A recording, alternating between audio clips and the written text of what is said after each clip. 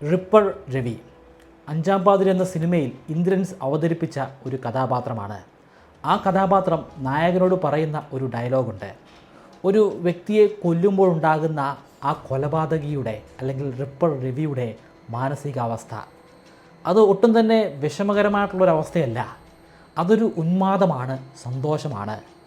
തലയിൽ ഒരു ചുറ്റിക കൊണ്ട് ആഞ്ഞടിക്കുമ്പോഴുള്ള ശബ്ദം കേൾക്കുന്നത് അയാൾക്കൊരു ലഹരിയാണ്. ആ ശബ്ദത്തിനോടൊപ്പം തന്നെ മരണപ്പെടുന്ന വ്യക്തിയുടെ അലർച്ച കൂടിയാകുമ്പോഴേക്കും പരമാനന്ദത്തിലേക്ക് അയാൾ എത്തിച്ചേരുകയാണ്. ഒരു 40 അല്ലെങ്കിൽ 30 വയസ്സ് പ്രായമുള്ള ഒരു വ്യക്തിയാണ് ഇത് പറയുന്നതെങ്കിൽ നമ്മൾ ഒരുവിധം ഒക്കെ ഇത് അക്സെപ്റ്റ് ചെയ്യും. പക്ഷേ ഈ പറയുന്നത് ഒരു 7 വയസ്സ് മാത്രം പ്രായമുള്ള ബാലനെക്കുറിച്ചാണെങ്കിലോ, ഒരു കെട്ടുകഥയല്ല, ഒരു സിനിമാ കഥയല്ല, യഥാർത്ഥ ചരിത്രമാണ്. ഒരു വലിയ കൊലപാതകിയുടെ ചരിത്രമാണ്. 7 വയസ്സ് മാത്രം പ്രായമുള്ള ഒരു കൊലപാതകി. 7 വയസ്സിനും 8 വയസ്സിനും ഇടയിൽ 1 അല്ല 3 കൊലപാതകങ്ങളാണ് ആ കുട്ടി ചെയ്തു കൂട്ടിയത്. ജുവനൈൽ ജസ്റ്റിസ് ആക്ട് സെക്ഷൻ 74 അനുസരിച്ച് ആ കുട്ടിയുമായി ബന്ധപ്പെട്ടിട്ടുള്ള ഒരു പേഴ്സണൽ ഇൻഫർമേഷനും എനിക്ക് പറയാൻ സാധിക്കുകയില്ല. അതുകൊണ്ട് തന്നെ ഇനിയുള്ള ഭാഗങ്ങളിൽ ആ കുട്ടിയുടെ പേര് അധീര എന്നായിരിക്കും ഞാൻ പറയാൻ പോവുക. അനിർബൻ ഭട്ടാചാര്യ രചിച്ച the deadly dozens India's most notorious serial killers എന്ന പുസ്തകത്തിൻ്റെ അടിസ്ഥാനത്തിലാണ് ഞാൻ ഈ വീഡിയോ ചെയ്യുന്നത്. താല്പര്യമുള്ളവർക്ക് ആ പുസ്തകത്തിൻ്റെ ലിങ്ക് ഞാൻ ഡിസ്ക്രിപ്ഷനിലും ഫസ്റ്റ് കമൻറ്റിലും കൊടുക്കുന്നുണ്ട്, പരിശോധിക്കുക. വീഡിയോയിലേക്ക് കടക്കുന്നതിന് മുമ്പ് നിങ്ങൾ എനിക്കൊരു 30 സെക്കൻഡ് സമയം തരണം. നിങ്ങൾക്ക് നിങ്ങളുടെ ഓർമ്മശക്തി 100 ഇരട്ടിയായിട്ട് വികസിപ്പിച്ചെടുക്കണോ? നിങ്ങളുടെ IQ ലെവൽ ഉയർത്തിക്കൊണ്ടുവരണോ? ഒരു വലിയ പുസ്തകത്തിലുള്ള കോണ്ടൻറ്റ് പൂർണ്ണമായിട്ടും നിങ്ങൾക്ക് നിങ്ങളുടെ തലയിൽ അല്ലെങ്കിൽ ഓർമ്മശക്തിയിൽ സൂക്ഷിച്ചു വയ്ക്കാൻ സാധിക്കണോ? 20 അക്കമോ അല്ലെങ്കിൽ 40 അക്കമോ ഒക്കെ ദൈർഘ്യമുള്ള വലിയ സംഖ്യകൾ വളരെ അനായാസമായിട്ട് ഓർത്തു വയ്ക്കാൻ നിങ്ങൾക്ക് സാധ്യമാകണമോ? ഒരു പുതിയ ഭാഷ വളരെ പെട്ടെന്ന് തന്നെ നിങ്ങൾക്ക് പഠിക്കാൻ സാധിക്കണോ? വർഷങ്ങളായിട്ട് ഞാൻ ഉപയോഗിച്ചുകൊണ്ടിരിക്കുന്ന മെമ്മറി ട്രിക്കുകളും മറ്റ് പല ബുക്കുകൾ റെഫർ ചെയ്തുണ്ടാക്കിയെടുത്ത മെമ്മറി ട്രിക്കുകളും കൂട്ടിച്ചേർത്ത് 25 ചാപ്റ്റേഴ്സ് അടങ്ങുന്ന ഒരു മെമ്മറി ഇംപ്രൂവ്മെൻറ്റ് കോഴ്സ് ഞാൻ എൻ്റെ വെബ്സൈറ്റിൽ സ്റ്റാർട്ട് ചെയ്തിട്ടുണ്ട്. 3000 രൂപയാണ് കോഴ്സിൻ്റെ ഫീ. പക്ഷേ ഇവിടെ സ്ക്രീനിൽ കാണുന്നത് പോലെ മെമ്മറി 20 എന്ന പ്രോമോ കോഡ് നിങ്ങൾ ഉപയോഗിക്കുകയാണെങ്കിൽ 20% ഡിസ്കൗണ്ട് നിങ്ങൾക്ക് ലഭ്യമാകുന്നതാണ്. താല്പര്യമുള്ളവർക്ക് അതിൻ്റെ ലിങ്ക് ഞാൻ ഡിസ്ക്രിപ്ഷനിലും ഫസ്റ്റ് കമൻറ്റിലും കൊടുക്കുന്നുണ്ട്, പരിശോധിക്കാം. ബീഹാറിലെ ഒരു കുഗ്രാമം, ആ കുഗ്രാമത്തിന് ചേർന്ന രൂപത്തിലുള്ള ഒരു പോലീസ് സ്റ്റേഷൻ. ആ പോലീസ് സ്റ്റേഷനിലെ SHOയ്ക്ക് വളരെ വിചിത്രമായിട്ടുള്ള ഒരു പ്രതിയായിരുന്നു അന്ന് ചോദ്യം ചെയ്യാനുണ്ടായിരുന്നത്. SHOയ്ക്ക് വ്യക്തമായിട്ടുള്ള ഒരു ധാരണയുണ്ട്, ഈ പ്രതി അത് യഥാർത്ഥ പ്രതിയല്ല.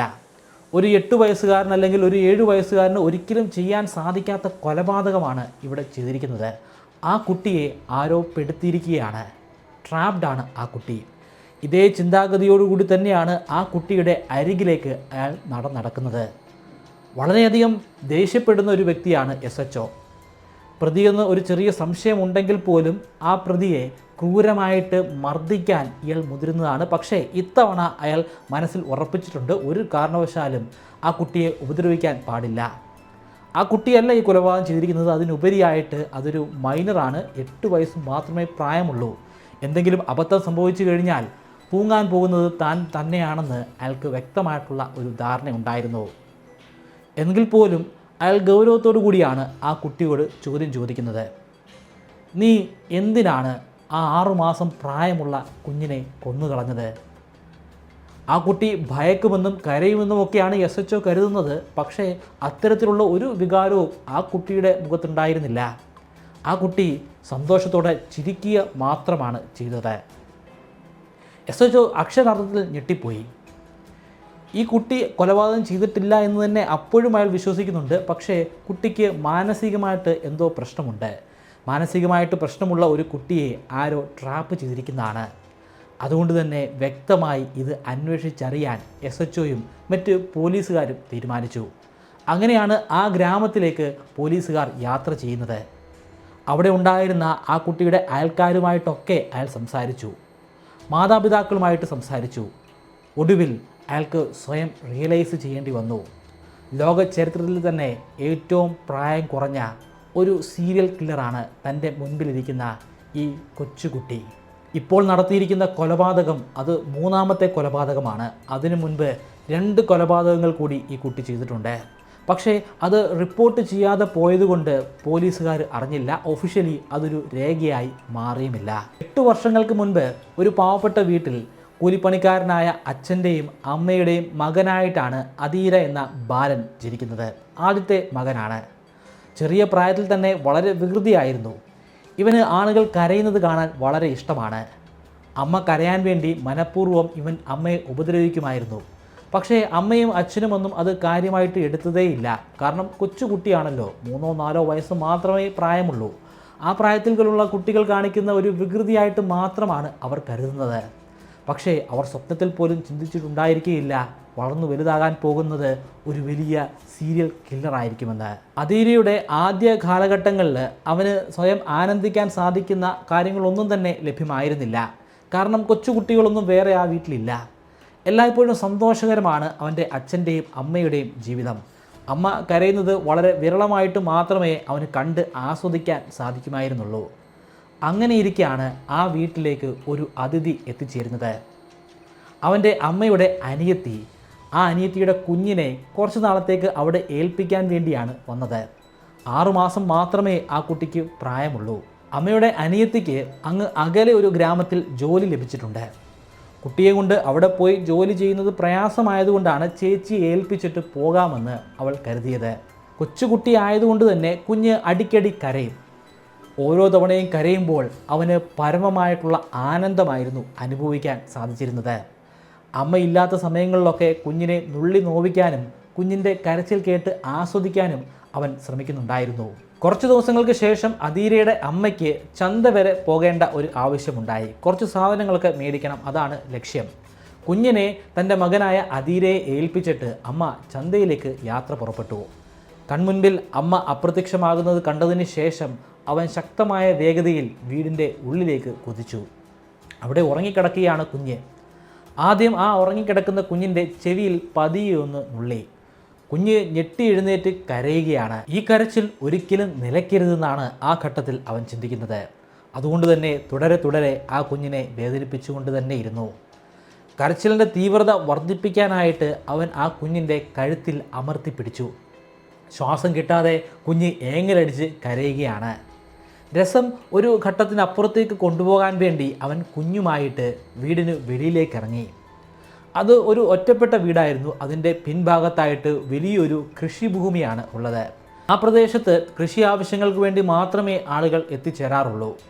അവന് ഏറ്റവും അനുയോജ്യമായിട്ടുള്ള ഒരു സ്ഥലം തന്നെയാണത്. ശക്തമായിട്ടുള്ള വെയിലുണ്ട്. ആ വെയിലത്ത് വെറും നിലത്ത് കുഞ്ഞിനെ അവൻ കിടത്തി. കുഞ്ഞ് ഉറക്കെ കരയുന്നത് കണ്ട് അവൻ ആസ്വദിച്ചു. അതിനിടയിൽ അവൻ്റെ ദൃഷ്ടി അടുത്തുണ്ടായിരുന്ന ഒരു ഇഷ്ടികയിൽ പതിഞ്ഞു. ആ ഇഷ്ടികയെടുത്ത് ആഞ്ഞ് കുഞ്ഞിൻ്റെ തലയിലൊന്ന് അടിച്ചാലോ? ഓർത്തപ്പോൾ തന്നെ അവന് ഹരം തോന്നി. ഓടിച്ചെന്ന് ആ ഇഷ്ടിക എടുത്തുകൊണ്ട് വന്ന് ഒന്നും ചിന്തിക്കാതെ കുഞ്ഞിൻ്റെ തലയിൽ ആഞ്ഞ് അടിച്ചു. ഒറ്റ അടിയിൽ തന്നെ ആ പിഞ്ചു കുഞ്ഞിൻ്റെ തല 2ആയിട്ട് പിളർന്നു മാറി. വീണ്ടും തുടരെ അടിച്ചു. അടിക്കുന്നതിനനുസരിച്ച് അവിടെ മുഴുവനും ഒരു രക്തക്കളമായി മാറി. അതിനുശേഷമാണ് അവൻ തൊട്ടരികിൽ ഒരു കുഴി ഉണ്ടാക്കുന്നത്. കുഞ്ഞിനെ കിടത്താൻ സാധിക്കുന്ന വലിപ്പത്തിലുള്ള ഒരു കുഴി. ശേഷം ആ കുഞ്ഞിനെയും രക്തക്കറ പുരണ്ടിട്ടുള്ള അവിടുത്തെ മൺതരികളും കോരിയെടുത്ത് ആ കുഴിയിലേക്കിട്ടു. കുഴി മൂടി. പിന്നീട് അവൻ്റെ വീട്ടിലേക്ക് മടങ്ങി വന്നു. ഒന്നും സംഭവിച്ചിട്ടില്ല എന്ന രീതിയിൽ അവൻ്റെ കളികളിലേക്ക് തന്നെ മടങ്ങിപ്പോയി. കുറച്ച് സമയങ്ങൾ കഴിഞ്ഞാണ് അവൻ്റെ അമ്മ ചന്തയിൽ നിന്നും മടങ്ങി വരുന്നത്. അവിടെ കളിച്ചുകൊണ്ടിരിക്കുന്ന അധീരയെ മാത്രമാണ് അവർക്ക് കാണാൻ സാധിച്ചത്. അവിടെ കുഞ്ഞില്ല. കുഞ്ഞെന്തേ എന്നായി അധീരയോട് ചോദ്യം. പക്ഷേ അധീര അതിന് മറുപടിയൊന്നും കൊടുക്കുന്നില്ല. ആ അമ്മ ആ വീടും പരിസരവും മുഴുവൻ പരിശോധിച്ചു. പക്ഷേ കുഞ്ഞിനെ കാണാൻ സാധിക്കുന്നില്ല. അതിനുശേഷം അവനോട് വളരെ ദേഷ്യത്തിൽ തന്നെ ചോദിച്ചു, നീ കുഞ്ഞിനെ എന്താണ് ചെയ്തത്? എവിടെ നമ്മുടെ കുഞ്ഞെന്തേ? അവൻ ചിരിച്ചുകൊണ്ടാണ് അതിന് മറുപടി നൽകിയിരിക്കുന്നത്. ഞാൻ ആ കുഞ്ഞിനെ ഒളിപ്പിച്ചു വെച്ചിരിക്കുകയാണ്. അത് കേട്ടപ്പോൾ അമ്മയ്ക്കൊരു അല്പം ആശ്വാസം തോന്നി. കുഞ്ഞുണ്ടല്ലോ, അവൻ ഒരു വികൃതിക്ക് വേണ്ടി കുഞ്ഞിനെ എവിടെയോ ഒളിപ്പിച്ചു വെച്ചിരിക്കുകയാണ്. എങ്കിൽ എത്രയും പെട്ടെന്ന് കുഞ്ഞിനെ എടുക്ക്. ആ കുഞ്ഞിനിപ്പോൾ ശ്വാസം മുട്ടുന്നുണ്ടായിരിക്കും. കുഞ്ഞിൻ്റെ കരച്ചിൽ പോലും കേൾക്കുന്നില്ലല്ലോ. ബാ അമ്മേ, ഞാൻ അമ്മയ്ക്ക് കാണിച്ചു തരാം കുഞ്ഞിനെ. ആ കുഞ്ഞിനെ കാണിക്കാനായിട്ട് അവൻ വീടിൻ്റെ വെളിയിലേക്ക് അമ്മയെ കൂട്ടിക്കൊണ്ടുപോയി. വീട്ടിൽ നിന്നും ഇറങ്ങി അല്പദൂരം നടന്നു കാണും. അപ്പോഴേക്കും അവർക്ക് സംഭവ സ്ഥലത്ത് എത്തിച്ചേരാൻ സാധിച്ചു. കുഞ്ഞിനെ മൂടിയ ആ പ്രദേശം ചൂണ്ടിക്കാണിച്ചുകൊണ്ട് പറഞ്ഞു, അവിടെയാണ് ഞാൻ കുഞ്ഞിനെ ഒളിപ്പിച്ചു വച്ചിരിക്കുന്നത്. അമ്മ ഞെട്ടിപ്പോയി. ഓടിച്ചെന്ന് ആ കുഴി തോണ്ടാൻ തുടങ്ങി. തോണ്ടി അല്പം അങ്ങോട്ട് കഴിഞ്ഞപ്പോൾ രക്തത്തിൻ്റെ കറയാണ് അവരുടെ കൈകൾ പുരണ്ടത്. കുറച്ചുകൂടെ മാറിയപ്പോൾ കുഞ്ഞിൻ്റെ തലയോട്ടി ലഭ്യമായി. തൻ്റെ പിഞ്ചോമന 8 വയസ്സ് മാത്രം പ്രായമുള്ള കുഞ്ഞ് ഒരു കൊലപാതകം ചെയ്തിരിക്കുന്നു, ഒരു കാരണവുമില്ലാതെ. ഇപ്പോൾ നടന്നുകൊണ്ടിരിക്കുന്നത് യാഥാർത്ഥ്യമാണോ അതോ സ്വപ്നമാണോ എന്ന് പോലും അവർക്ക് തിരിച്ചറിയാൻ സാധിക്കുന്നില്ല. അന്ന് വൈകുന്നേരം അധീരയുടെ അച്ഛൻ ജോലി കഴിഞ്ഞ് മടങ്ങിയെത്തി. നടന്ന സംഭവത്തെക്കുറിച്ച് അമ്മ വിശദമായി തന്നെ അച്ഛന് പറഞ്ഞു കൊടുത്തു. അതിനുശേഷം ക്രൂരമായിട്ടുള്ള മർദ്ദനങ്ങളാണ് അധീരയ്ക്ക് ഏറ്റുവാങ്ങേണ്ടി വന്നത്. അയാളുടെ ദേഷ്യം മുഴുവനും അവനിൽ തീർത്തു. അവൻ ഒച്ചത്തിൽ കരയുന്നുണ്ടായിരുന്നു. ആ കരച്ചിലിനിടയിൽ അവൻ ഉറക്കെ വിളിച്ചു പറയുന്നുണ്ട്, എന്തിനാണ് എന്നെ ഇങ്ങനെ ദ്രോഹിക്കുന്നത്? അതിനു മാത്രം ഞാൻ എന്ത് തെറ്റാണ് ചെയ്തത്? ഞാൻ ആ കുഞ്ഞിനെ കൊല്ലുക മാത്രമല്ലേ ചെയ്തുള്ളൂ, അതും വളരെ രസകരമായ രീതിയിൽ. അവൻ്റെ അച്ഛനത് ഒട്ടും തന്നെ വിശ്വസിക്കാൻ സാധിച്ചില്ല. തൻ്റെ മകൻ തന്നെയാണോ ഈ പറയുന്നത്? അവന് ഒരു കുഞ്ഞിനെ കൊന്നത് ഒരു കുറ്റകരമായിട്ടുള്ള കാര്യമായിട്ട് തോന്നുന്നു പോലുമില്ലേ? എന്തായാലും ഈ കാര്യം പുറം ലോകത്തെ അവർ അറിയിച്ചില്ല. അവർ തന്നെ അവരുടെ മകനെ ശിക്ഷിച്ചു. കുറച്ച് നാളുകൾക്ക് ശേഷം അധീരയുടെ അമ്മയുടെ അനിയത്തി മടങ്ങിയെത്തി. കുഞ്ഞിനെ കാണുക, കുഞ്ഞിനെ കൂട്ടിക്കൊണ്ടു പോവുകയൊക്കെയാണ് അവരുടെ ലക്ഷ്യം. പക്ഷേ അവർക്ക് കുഞ്ഞിനെ കാണാൻ സാധിച്ചില്ല. അധീരയുടെ അച്ഛനും അമ്മയും അവരോട് കേണ് അപേക്ഷിച്ചു, ഒരു കാരണവശാലും നീ ഇത് പുറം ലോകത്തോട് പറയരുത്. ഇത് നമ്മുടെ കുടുംബത്തിൻ്റെ ഉള്ളിൽ തന്നെ നിൽക്കണം. എൻ്റെ മകനൊരു അബദ്ധം പറ്റി. ആ അബദ്ധത്തിലൂടെയാണ് നിൻ്റെ കുഞ്ഞ് മരണമടഞ്ഞത്. ശവസംസ്കാരമൊക്കെ ഞങ്ങൾ വൃത്തിയായിട്ട് ചെയ്തിട്ടുണ്ട്. ഇത് നീ പുറം ലോകത്തെ അറിയിക്കരുത്. എൻ്റെ മകനെ നീ ജയിലിലേക്ക് പറഞ്ഞു വിടരുത്. ആ അമ്മയ്ക്ക് ഒട്ടും തന്നെ സഹിക്കാൻ സാധിക്കുമായിരുന്നില്ല. പക്ഷേ കുറ്റം ചെയ്തിരിക്കുന്ന കൊലയാളി, അതും അവർക്ക് മകന് തുല്യം തന്നെയാണ്. മകനെ പോലെ തന്നെ അവർ സ്നേഹിച്ച് വളർത്തിയതാണ്. തൻ്റെ പ്രിയപ്പെട്ട ചേച്ചിയുടെ മകനാണ്. അങ്ങനെയാണ് ഈ കേസ് റിപ്പോർട്ട് ചെയ്യപ്പെടാതെ പോയത്. കുറച്ച് നാളുകൾ കഴിഞ്ഞപ്പോൾ അധീരയുടെ അമ്മയ്ക്ക് ഒരു കുഞ്ഞുകൂടി ഉണ്ടായി. ഒരു പെൺകുഞ്ഞാണ് ഉണ്ടാകുന്നത്. കുഞ്ഞുണ്ടാകുമ്പോൾ സാധാരണഗതിയിൽ അച്ഛനും അമ്മയും ഒക്കെ സന്തോഷിക്കേണ്ടതാണ്. പക്ഷേ ഇവിടെ അമ്മയ്ക്ക് അതിയായ ഭയമാണ്. തൻ്റെ 8 വയസ്സ് മാത്രം പ്രായമുള്ള മകനെക്കുറിച്ച് ഓർത്തിട്ട്. അവനൊരു കൊലപാതകിയാണ്. അവൻ കൊന്നത് ഒരു കൊച്ചു കുഞ്ഞിനെയാണ്. അവനിപ്പോൾ ഒരു അനിയത്തി കൂടിയുണ്ട്. ആ അനിയത്തിയെയും ഒരുപക്ഷെ അവൻ കൊന്നേക്കാം. ഓരോ ദിവസങ്ങളും അവനെ കൃത്യമായിട്ട് തന്നെ ആ അമ്മ നിരീക്ഷിക്കുന്നുണ്ട്. അവർക്ക് ശരിക്കും ഒന്നും ഉറങ്ങാൻ പോലും സാധിക്കുമായിരുന്നില്ല. ഉറക്കത്തിൽ പലപ്പോഴും അവർ ഞെട്ടി എഴുന്നേറ്റ് തൻ്റെ 2 മക്കളെയും പരിശോധിക്കുമായിരുന്നു. പക്ഷേ ഒരു രീതിയിലുള്ള സംശയവും അവൻ ഈ ഘട്ടത്തിൽ വരുത്തുന്നില്ല. അവൻ ആ കുഞ്ഞിനെ കളിപ്പിക്കുന്നുണ്ട്. കുഞ്ഞുമായിട്ട് പല കാര്യങ്ങളും അവൻ സംസാരിക്കാനായിട്ട് ശ്രമിക്കുന്നുണ്ട്. ആ കുഞ്ഞിനെ അവന് വലിയ ഇഷ്ടമായിട്ടാണ് അമ്മ കരുതുന്നത്. പക്ഷേ ഒരു കൊലപാതകി അവൻ്റെ ഉള്ളിൽ അപ്പോഴും ഒളിഞ്ഞിരിക്കുകയായിരുന്നു. കൃത്യമായിട്ടുള്ള ഒരു സമയത്തിനു വേണ്ടി അവൻ കാത്തിരിക്കുകയാണ്. ഒരു കൊലപാതകം കൂടി ചെയ്യാൻ, ആ കൊലപാതകത്തിലൂടെ രസിക്കാൻ. കുഞ്ഞ് ജനിച്ചിട്ട് 8 മാസങ്ങൾ പിന്നിട്ടു. കുഞ്ഞ് കുറച്ചുകൂടെ വളർന്ന് മിടുക്കിയായിട്ടുണ്ട്. ഒരു ഉച്ചനേരം കുഞ്ഞ് വീടിൻ്റെ ഉള്ളിൽ കൈകാലിട്ട് അടിച്ചുകൊണ്ട് കളിക്കുകയാണ്. അധീര ആ കുട്ടിയുടെ അരികിലേക്ക് പോയി. തൊട്ടടുത്ത് അച്ഛനും അമ്മയുമില്ല. അവന് കൃത്യമായിട്ടുള്ള ഒരു അവസരം ഇപ്പോൾ വീണ് കിട്ടിയിരിക്കുന്നു. മുൻപ് ചെയ്തതുപോലെ തന്നെയുള്ള ഒരു ദീനകൃത്യം അവനിവിടെ ചെയ്യുകയാണ്. ആ കുഞ്ഞിനെ കഴുത്ത് ഞെരിച്ച് അവൻ കൊല്ലുകയാണ്. കുറച്ച് നേരങ്ങൾക്ക് ശേഷമാണ് ഈ കാര്യങ്ങളൊന്നും അറിയാതെ അധീരയുടെ അമ്മ ആ കൊച്ചു കുഞ്ഞിൻ്റെ അരികിലേക്ക് എത്തിച്ചേരുന്നത്. കുഞ്ഞ് അനങ്ങുന്നില്ല. പക്ഷേ കണ്ണ് മലർക്കെ തുറന്നു കിടക്കുകയാണ്. സംശയത്തോടു കൂടി കുഞ്ഞിൻ്റെ കയ്യിലൊന്ന് തൊട്ടു നോക്കിയപ്പോൾ ഐസ് പോലെ തണുത്തിരിക്കുന്നു. കുഞ്ഞിനെ കുറേയധികം നേരം വിളിച്ചുണർത്താൻ ശ്രമിച്ചുവെങ്കിലും കുഞ്ഞ് അനങ്ങുന്നില്ല, ചലിക്കുന്നില്ല. തൊട്ടരികിൽ തന്നെ അധീര നിൽപ്പുണ്ട്. അധീരയുടെ മുഖത്ത് ചിരിയാണ്, സന്തോഷമാണ്. അവൻ അതൊക്കെ കണ്ട് ആസ്വദിക്കുകയായിരുന്നു. അമ്മയ്ക്ക് ബോധ്യമായി ഈ കൊലപാതകവും ചെയ്തിരിക്കുന്നത് തൻ്റെ മകനാണ്. തൻ്റെ മകൻ ലോകം കണ്ട ക്രൂരനായിട്ടുള്ള ഒരു കൊലപാതകിയാണ്. അന്നും അവൻ്റെ അച്ഛൻ്റെയും അമ്മയുടെയും കയ്യിൽ നിന്ന് പൊതിരെ അവന് തല്ലുകിട്ടി. മുമ്പുണ്ടായതിനേക്കാൾ വലിയ പ്രശ്നമായിട്ടിത് മാറി. അടുത്തുണ്ടായിരുന്ന ആളുകളൊക്കെ അവിടെ തിങ്ങിക്കൂടി. അവർക്ക് വ്യക്തമായിട്ട് മനസ്സിലായി തങ്ങളുടെ മുൻപിൽ നിൽക്കുന്നത് ഒരു വലിയ സീരിയൽ കില്ലറാണ്. അവിടെ ഉണ്ടായിരുന്ന പല ആളുകളും അവൻ്റെ അച്ഛനോട് ആവശ്യപ്പെട്ടു, ഇത് പോലീസിൽ റിപ്പോർട്ട് ചെയ്യണം, അല്ലെങ്കിൽ നിങ്ങൾ അനുഭവിക്കേണ്ടി വരും, ഇവൻ ചെയ്തിരിക്കുന്നത് ഒരു കൊലപാതകമാണ്, ഇവന് അതിനുള്ള ശിക്ഷ എന്തായാലും കിട്ടണം. ഇപ്പോൾ നഷ്ടപ്പെട്ടിരിക്കുന്നത് തൻ്റെ മകളെയാണ്. തൻ്റെ മകനെ കൂടി നഷ്ടപ്പെടുത്താൻ ആ പിതാവിന് ഒട്ടും തന്നെ ആഗ്രഹമുണ്ടായിരുന്നില്ല. പക്ഷേ അതിന് മറ്റൊരു ജീവൻ്റെ വില കൂടിയാണ് പിന്നീട് കൊടുക്കേണ്ടി വന്നത്. ഈ സംഭവം നടന്ന് ഏകദേശം 1 വർഷം കൂടി ആയിട്ടുണ്ടായിരിക്കും. ഒരു പ്രൈമറി സ്കൂൾ, ആ ഗ്രാമത്തിൽ തന്നെയുള്ള ഒരു വിദ്യാലയമാണ്. ആ വിദ്യാലയത്തിൽ കുട്ടികളൊന്നുമില്ലാത്ത ഒരു ദിവസം കുഞ്ഞിനെ അവിടെ ഒരു അമ്മ ഉറക്കിക്കിടത്തി. തൊട്ടടുത്ത് തന്നെയാണ് അവരുടെ വീട്. ആ വീട്ടിൽ അവർ പാചകത്തിലായിരുന്നു. പാചകമൊക്കെ ചെയ്തതിന് ശേഷം കുഞ്ഞിനെ എടുത്തുകൊണ്ട് വരാമെന്നാണ് അവർ കരുതിയിരുന്നത്.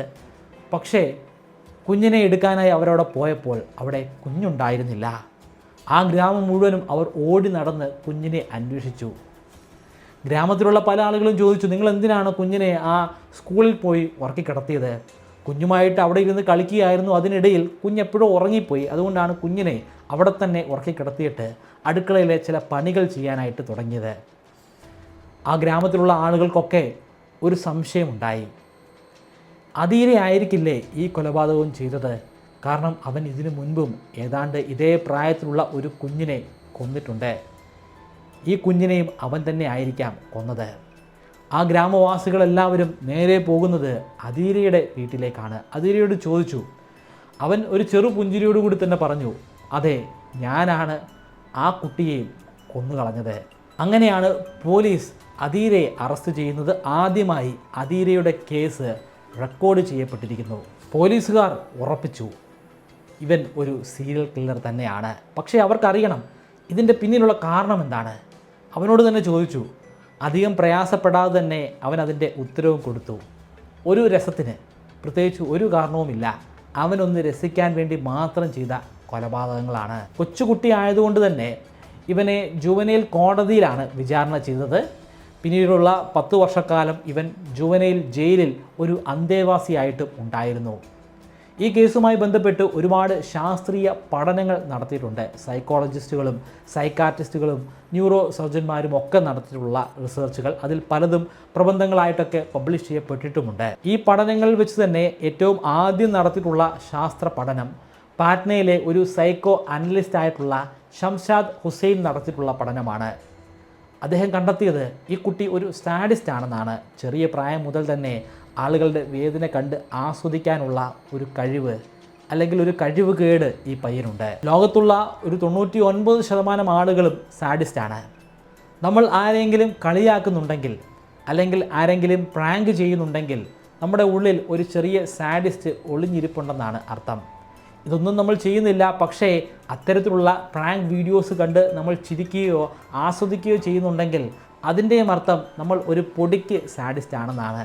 ഒരു പൊടിക്ക് സാഡിസ്റ്റ് ആകുന്നത് അത്ര വലിയ കുറ്റമൊന്നുമല്ല. അതൊരു കുറ്റമേ അല്ല എന്ന് നമുക്ക് പറയാം. കാരണം പെർഫെക്റ്റ് ആയിട്ടുള്ള ഒരു മനുഷ്യനുമില്ല.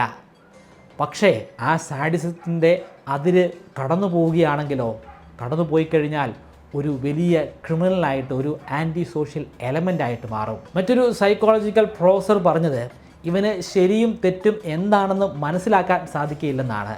കാരണം ഇവൻ പല ഘട്ടങ്ങളിലും പറയുന്നത്, എന്നെ എന്തിനാണ് ശിക്ഷിക്കുന്നത്?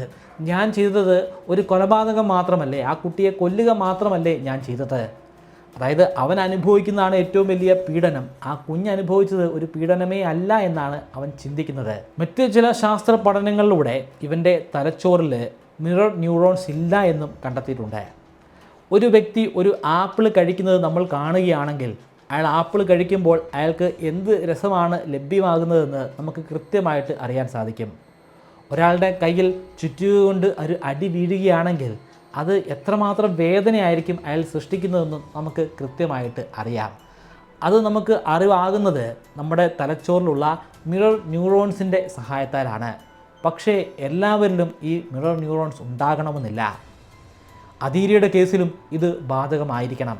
അവൻ്റെ തലച്ചോറിൽ മിറർ ന്യൂറോൺസ് ഇല്ല. അതുകൊണ്ട് തന്നെ ഒരു കുട്ടിയെ കൊന്നാൽ ആ കുട്ടിക്ക് എന്ത് സംഭവിക്കുമെന്ന് പോലും ഇവൻ അറിയുകയില്ല.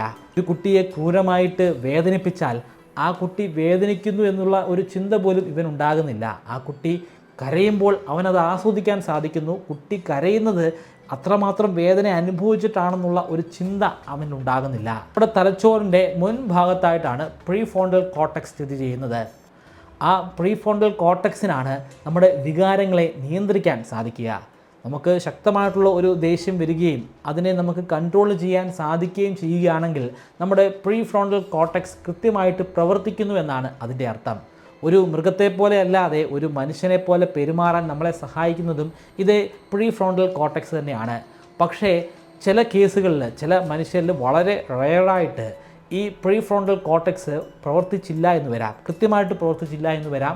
അതിൻ്റെ പരിണിത ഫലം അയാളെ ഒരു സാഡിസ്റ്റാക്കിയും ഒരു സീരിയൽ കില്ലറാക്കിയും മാറ്റിയെന്നിരിക്കും. കുട്ടിക്കാലത്ത് നമുക്ക് അനുഭവിക്കേണ്ടി വന്ന എന്തെങ്കിലും ട്രോമ കാരണവും നമ്മളൊരു സാഡിസ്റ്റ് അല്ലെങ്കിൽ ഒരു സീരിയൽ കില്ലറായി മാറാം. പക്ഷേ അധീരയുടെ കേസിൽ അത് ബാധകമല്ല. കാരണം അവൻ വളരെ ചെറിയ പ്രായത്തിൽ തന്നെ ഒരു സാഡിസ്റ്റായിട്ട് മാറിയിട്ടുണ്ടായിരുന്നു. നമ്മുടെ ശരീരത്തിൽ MAOA എന്ന പേരിൽ അറിയപ്പെടുന്ന ഒരു ജീനുണ്ട്. വാരിയർ ജീൻ എന്ന പേരിലാണ് അത് പ്രശസ്തമായിരിക്കുന്നത്.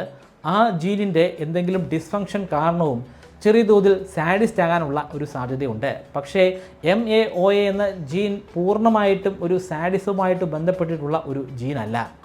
അതിനോടൊപ്പം മറ്റ് പല ഘടകങ്ങൾ കൂടി ചേരുമ്പോഴാണ് ഒരു സാഡിസ്റ്റായിട്ട് മാറുന്നത്.